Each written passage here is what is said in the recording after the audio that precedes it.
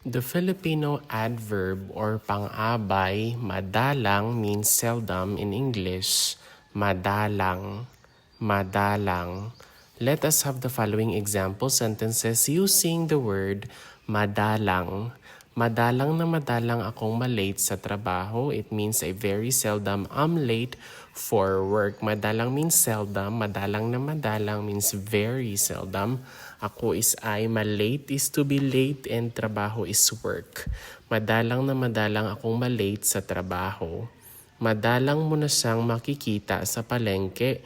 It means you will seldom see him or her in the market anymore.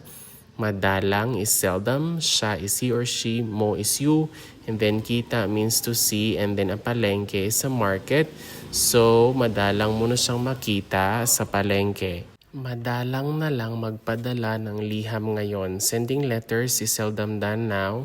Madalang is seldom, and then padala means to like send. A liham is a letter, and then ngayon is now. Madalang na lang magpadala ng liham ngayon.